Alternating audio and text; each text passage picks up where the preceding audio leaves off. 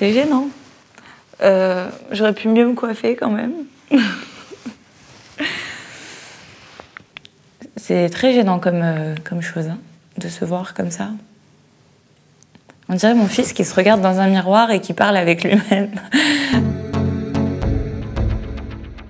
Je m'appelle Hilary Vendorez-Irène, j'ai 29 ans, je suis née le 8 novembre 1991 à Armentières, dans le nord de la France. Quand j'étais petite, alors moi j'étais très timide. Quand je disais à mes parents, parce que quand j'étais petite, hein, je voulais faire des films.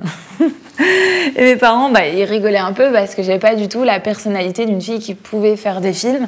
J'étais vraiment très timide. Je restais toujours un peu dans les jambes de mes parents et aussi un peu garçon manqué. Donc j'avais pas toutes les bonnes qualités, quoi. Mais j'étais très heureuse. J'étais un garçon manqué. En même temps, quand t'as 3 grands frères, c'est difficile de jouer à la Barbie, hein. On va jouer plus à la voiture, on va plus aller faire du foot. Donc voilà, moi en fait je suivais mes frères, je m'éclatais avec eux, donc j'ai eu de la chance, c'est que j'ai jamais été seule, j'ai toujours eu une grande famille, j'ai toujours été accompagnée, etc. Donc voilà, garçon manqué, toujours en jogging, avec des baskets, voilà, c'est mon enfance. Alors avec mes frères, je m'entends très bien, j'en ai un qui vit donc en Belgique, un en France, un en Martinique, et une à Dubaï. C'est génial pour mes parents, c'est hyper pratique. Mais je m'entends très bien avec eux. On s'écrit tout le temps, on s'envoie plein de messages. Ils vont d'ailleurs bientôt arriver à Dubaï, donc je suis trop contente. Mais je m'entends très bien avec eux et ils sont très cool avec moi, même s'ils ont été durs dans le passé. Parce que j'étais un peu la petite sœur, il fallait pas me faire de mal. Donc du coup, voilà, en tout cas, c'est peut-être aussi grâce à eux que j'ai quand même un petit caractère. On est une famille assez simple, j'ai 3 grands frères, j'ai pas de sœurs, j'ai des parents qui sont bienveillants et qui sont super gentils avec nous. On n'a jamais manqué de rien. Après, ils nous ont toujours tout donné. Jusqu'au dernier centime, vraiment, ils ont toujours été là pour nous, quitte à des fois galérer, etc. Mais vraiment, on n'a jamais manqué de rien.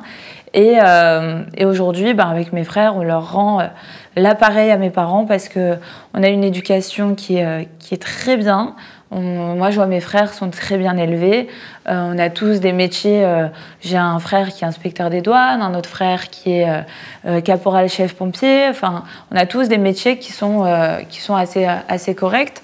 Et du coup, moi, je remercie en tout cas mes parents pour l'éducation et tout ce qu'ils nous ont offert. Donc voilà, franchement, moi, j'ai une enfance assez heureuse et j'en suis très fière. C'est vrai que j'aime beaucoup la compétition et j'ai démarré la pétanque à l'âge de 6 ans. Mon grand-père, qui est donc décédé aujourd'hui, avait un club de pétanque. Donc ma mère a appris à mon père à jouer à la pétanque et mon père a appris à ses enfants à jouer à la pétanque. C'est toute une histoire de famille. Mais j'ai eu de la chance parce que du coup, je suis très compétitrice et j'ai eu la chance d'être 2 fois championne de France. Et ça, c'est quand même un beau titre et je suis très contente de l'avoir pour la plus grande fierté de mon père. Je pense que Milo, je vais pas lui apprendre à jouer à la pétanque. Mon père va lui apprendre à jouer à la pétanque. Je sais même pas s'il lui a pas déjà acheté ses petites boules junior. Mon garçon, il a 9 mois. Alors moi, à l'école, c'est vrai que c'est pas que j'aimais pas l'école ou que j'aimais bien l'école, c'est que aller à l'école, ça me dérangeait pas. Et j'étudiais pas beaucoup à la maison en plus, donc c'est vrai que j'avais quand même pas mal de facilité et ça, c'était une grande chance pour moi parce que j'avais beaucoup de potes qui devaient beaucoup bosser et du coup pour eux c'était compliqué et tout. Mais moi j'ai eu beaucoup de chance, c'est que du coup j'ai eu mon bac, je pense, avec 13 et quelques de moyenne sans pour autant travailler à bloc. J'ai eu mon BTS avec quasiment 15 de moyenne, alors que en fait, c'est juste que c'est des choses qui m'intéressaient. Voilà, j'étais plutôt douée dans certaines matières, un peu moins dans d'autres, mais même quand c'était un peu moins, j'étais pas trop nulle, donc du coup, l'équilibre était plutôt pas mal. Et du coup, j'ai voulu être assistante de direction ou directrice des ressources humaines parce que, en fait, j'aimais trop ce qui était tout RH, les ressources humaines, ça m'intéressait. Mais je pense qu'en fait, j'étais jeune et en fait, je me serais perdue là-dedans. Alors concernant mon premier casting, c'est la télé qui est venue à moi. J'étais en boîte de nuit dans le nord de la France et je m'éclatais grave avec mes copines. Et là, il y a des chercheurs de tête en boîte qui sont débarqués et qui nous ont dit à moi et mes copines, ça vous dit de faire, de faire de la télé. Et on nous a recontactés dans la semaine pour vraiment faire le casting. Nous, on était des gens du nord de la France. On était à l'école, on n'était pas du tout dans le mood on va faire de la télé. Du coup, comme je m'en fichais quand même un peu, je me disais bon bah je vais y aller, je vais kiffer. Au pire, je vais vivre une expérience d'être devant la caméra et on va voir ce que ça donne. Au pire, j'aurais vécu le truc de faire un casting. Et là, je me suis dit putain, c'est vrai en fait, c'est sérieux le truc. Maintenant, en fait, la semaine d'après, on m'appelle et on me dit que je suis prise pour l'émission. Et là, moi, je suis choquée. Je me dis, OK, il faut que j'appelle l'école, je dois arrêter ma licence, je dois peut-être la refaire l'année prochaine, je sais pas comment ça va se passer, parce qu'en vrai, je devais aller à l'école. Et du coup, j'avais 19 ans. Ma mère m'a dit, ma fille, t'as 19 ans, profite de la vie, vis une expérience incroyable qui n'est pas offerte du coup à tout le monde. Fais-le. Si tu kiffes, tant mieux. Si tu kiffes pas, tu rentres à la maison, on s'en fout. Et au pire, t'auras kiffé. Eh ben écoutez, c'est ce que j'ai fait. J'écoute toujours mes parents et du coup, je suis allée faire les ch'tis font du ski. C'est vrai que moi, j'ai tendance à écouter tout le temps mes parents. Je suis quand même une fille assez exemplaire, modèle, je sais pas. Mais mes parents n'aiment pas, par exemple, les tatouages. Je n'ai jamais fait de tatouage de ma vie. Du coup, là, ils m'ont dit... mon père était moyen chaud. Après, ma mère, elle l'a grave entraîné, donc du coup, ils étaient grave chauds. Et c'est vrai que quand ils m'ont dit « allez, fais-le », c'est ça qui m'a poussé un peu à le faire. C'est vrai que s'ils m'auraient dit non mais jamais de la vie tu mets un pied là-dedans, mais je l'aurais jamais fait parce que c'est l'éducation de tes parents, c'est ce que tes parents. Après c'est vrai que j'étais majeure, je pouvais faire ce que je voulais, mais moi j'écoute souvent mes parents et je pense qu'il faut toujours écouter ses parents, ils ont toujours raison. C'est vrai que la télé-réalité est égale à stupide pour pas mal de personnes. Moi, à l'époque, j'étais blonde platine. Tout le monde croyait que j'étais complètement bête. Mais franchement, quand on fait de la télé, on nous attend toujours au tournant, à savoir qu'est-ce qu'ils vont nous sortir comme conneries encore aujourd'hui. Les gars, je défie tout le monde sur cette planète d'être filmé, je pense, on va dire 18 heures sur 24, et de pas sortir une connerie en étant filmé. Ça arrive à tout le monde, mais par contre, c'est toujours celle-là qu'on retient. Mais c'est pas grave, c'est très drôle. Moi, je trouvais ça fun. Et puis même, arrivé à un moment donné, c'était un peu le nouveau délire de la télé-réalité. C'était plus tu dis de conneries et plus, en fait, les gens te reprenaient et plus tu passais dans les bêtisiers. Et du coup, ça faisait kiffer beaucoup de monde. Donc, c'est vrai qu'il y a beaucoup de personnes qui ont joué de ce bad buzz, en gros, pour dire plein de conneries et être le plus connu. Si je devais dire un souvenir ou un événement marquant dans ces 10 télés que j'ai fait, on va dire... Après, j'ai eu la naissance de mon fils, etc. Mais en dehors de tout ça, quand ma maman m'a rejoint à Hollywood, franchement, c'était un truc de fou. On a tourné pendant 2 mois. Et c'est vrai que moi, je saturais. En plus, je m'embrouillais avec tout le monde. J'en pouvais plus. J'avais envie de me barrer. J'avais envie de rentrer chez moi. Et du coup, on rentre à la maison. Et là, on voit quoi dans la villa ? On voit 5 mamans, il me semble. La maman d'Hilary, de Vincent, de Christopher, de Tressia et de Gaël. Voilà. Et 5 mamans qui étaient là. Et voilà, c'était waouh. Quand t'as pas vu ta mère, même appeler ta mère, parce qu'à l'époque, dans les télés, on pouvait pas appeler, on n'avait pas nos téléphones. Et on avait juste le dimanche droit à un message ou un petit appel d'une minute, mais c'est rien, c'est juste coucou, ça va, ouais, je vais bien, t'inquiète pas, tout va bien. Quand tu vois ta maman en vrai face à toi, ça fait un choc. C'est vrai qu'avec le temps, je me suis complètement assagie. Pendant 10 ans de télé, j'ai crié sur les toits, j'insupportais beaucoup de monde, mais parce que aussi vivre en communauté, franchement, c'est compliqué. Il y a des gens, tu peux plus te les voir, et par contre, si tu les verrais 1 heure par-ci par-là entre potes, par contre, tu t'entendrais bien avec eux, mais vraiment, de vivre en communauté, c'est très difficile, et je faisais ça quasiment la moitié de l'année, parce que je partais 2 mois, peut-être en janvier-février, je repartais 2 mois en septembre-octobre. Donc pendant 4 mois, j'étais enfermée dans des villas avec des gens. Et c'est vrai que je pense que je commençais à péter les plombs. Je criais sur tout le monde. Je me suis battue plus d'1 fois avec pas mal de gens. Mais c'est parce que, en fait, force de vivre avec des gens, à force, tu les supportes pas. Comme moi, je devais pas les supporter. Hein. Contente du parcours que j'ai fait et je suis contente d'en arriver là aujourd'hui. Beaucoup de personnes peuvent penser que les placements de produits, on gagne de l'argent facilement.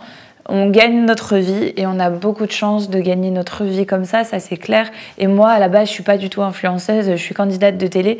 Et parce que je suis candidate de télé, je suis devenue influenceuse. Mais influenceuse n'est pas du tout mon métier de base. Mais à l'heure d'aujourd'hui, c'est un créneau qu'on a tous pris, tous les gens de télé, parce qu'on est suivi, on présente des produits. Mais à l'heure actuelle, c'est un vrai métier. Tous les jours, je suis en communication avec mon agence. Tous les jours, je choisis mes produits. Tous les jours, on reçoit les briefs. Il faut présenter le produit. Moi, je le présente toujours d'une manière où je peux vraiment le mieux communiquer possible. Ça me prend au moins 1h30 par produit. Dans la journée, si j'en ai 2-3, ça peut me prendre jusqu'à 5 heures. J'ai mon fils entre deux. Enfin, c'est un vrai métier. Après, c'est un métier qui est à la maison. On est tous un peu en agence et on est libre de choisir nos produits. On ne nous met pas le couteau sous la gorge à dire toi tu fais ça, toi tu fais ça, toi tu fais ça. Non, si tu veux pas le faire, tu le fais pas. À partir du moment où je vais présenter un produit, c'est que c'est des produits qui me plaisent, c'est que c'est des produits qui sont bien ou c'est des choses que je peux vraiment utiliser. Après, on parle de dropshipping, etc. Après, le dropshipping est un métier à l'heure d'aujourd'hui.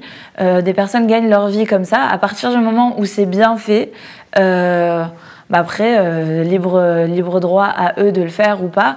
Mais en tout cas, moi, je choisis mes produits et j'ai rarement de messages négatifs concernant ce que je présente. Ma rencontre avec Giovanni, du coup, c'est assez drôle parce qu'à la base des bases, il m'a écrit un message sur Instagram.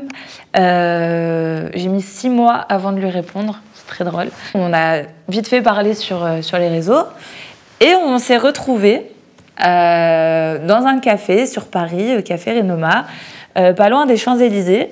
Et là, on s'est vraiment rencontrés et on s'est vraiment découvert, on a communiqué, on a tchatché pendant des heures et des heures. Et le feeling est trop bien passé, au point que moi, quand je l'ai vu, j'ai dit « mais c'est quoi cette bombe en fait ?» J'étais sous le charme. Du coup, j'ai voulu le revoir très vite.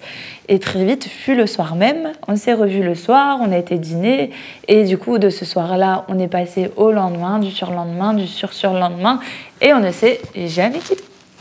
Le fait d'avoir un homme qui ne fasse pas de télé, mais par contre qui comprend ta vie, qui voyage autant que toi, parce que lui, dans son monde de mannequinat, il faisait exactement la même chose que moi, on se rejoignait sur plein de points. On arrivait beaucoup à se comprendre.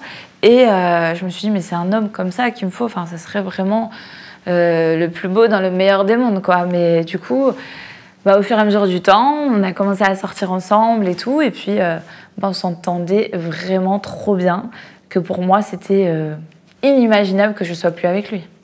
Pour moi, le fait d'être avec Giovanni, c'est quand même assez flatteur. Il est quand même mannequin international et chaque jour, quand je me réveille, je le trouve incroyablement beau, donc c'est une chance. On va pas se mentir, Giovanni est quand même le plus bel homme avec qui je suis sortie.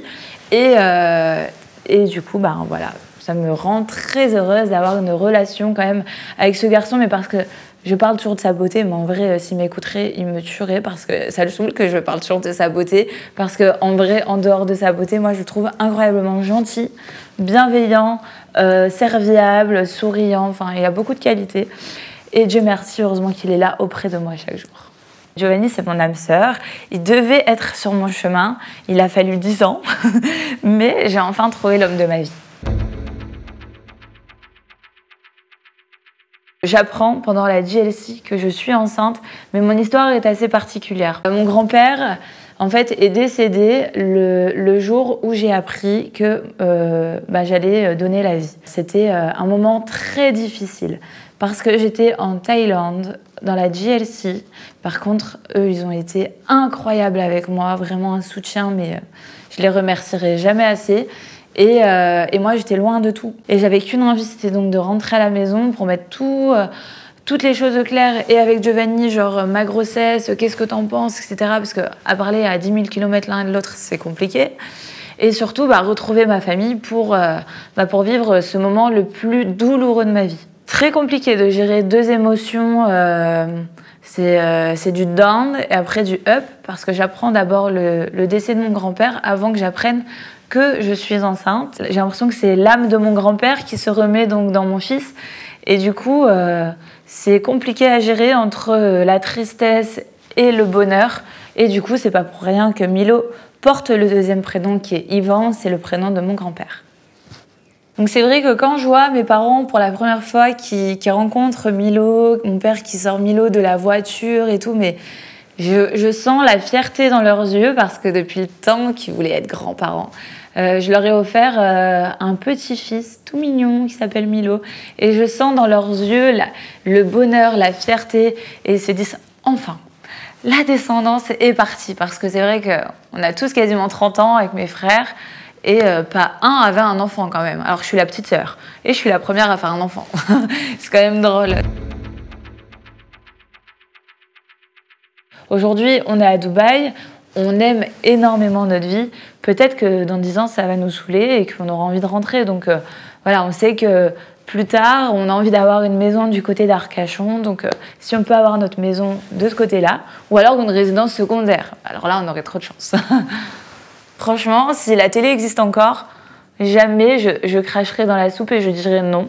Giovanni, lui, dans 3 ans, il espère que tout ça sera derrière nous, mais il le sait pas, mais moi, si ça continue, je continuerai peut-être. Mais peut-être mariée avec, du coup, Giovanni, dans une belle maison, peut-être en France, du coup, et avec 2 enfants, un garçon et une fille, le choix du roi, pourquoi pas. Donc, c'était Hilary Van de Rosirène, bientôt Bonne Amie, sur Zone Off.